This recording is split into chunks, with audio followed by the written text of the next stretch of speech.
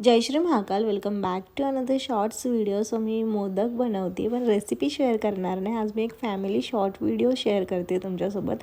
मी उकडीचे मोदक आणि तळणीचे मोदक केले. त्यात एक मिठाचा मोदक होता, तो आमच्या वहिनीला भेटलेला आहे. गणपतीचं वहिनीचं पहिलंच वर्ष आहे आणि ती लकी पण ठरलेली आहे, तुम्ही बघू शकता.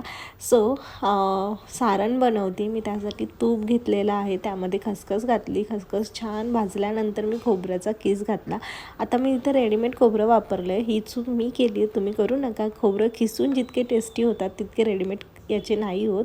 त्यानंतर दुसरी चूक म्हणजे मी ऑर्गॅनिक गूळ ऑर्डर केला चुकून. मला वाटलं आयता गुळाचा फोडलेला भुगा भेटतोय, आपण वापरूया. पण तो ऑर्गॅनिक डाएटचा गूळ आहे, जो युजली थोडा कमी गोड असतो. पण टेस्टी झालते मोदक, असं काही प्रॉब्लेम नव्हता. त्यानंतर मी वेलची पूड आणि जायफळ घातलेली त्याच्यामध्ये आणि अशा प्रकारे सारण तयार केलं. तर दुसरीकडे मी पीठ मळलेलं आहे, त्यामध्ये मीठ, पीठ, तूप घातलं. मूठ सहज बांधल्या गेली, म्हणजे तुपाचं प्रमाण पिठामध्ये बरोबर आहे. मूठ सहज बांधल्या आणि फुटल्या गेली पाहिजे.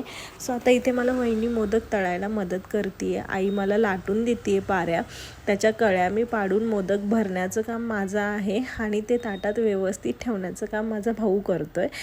मधी जाऊन तो वहिनीलासुद्धा तळण्यासाठी मदत करतो आहे. सो भावाने जास्त मदत केली, मम्मीने पण खूप मदत केली आणि वहिनीने पण. घरामध्ये सणसूद असले आणि सगळ्यांनी मदत केली की वातावरण छान असतं. टचवूड थुतुतू. बाय गॉड ग्रेस मला खूप छान फॅमिली भेटली आणि तुमचीही फॅमिली अशीच असेल. आय होप तुमची फॅमिली अशीच असेल तर मला कमेंट करून सांगा. आणि तुम्ही तुमच्या गणपती बाप्पांसाठी कोणत्या प्रकारचे मोदक बनवले हे पण कमेंट करून सांगायला विसरू नका.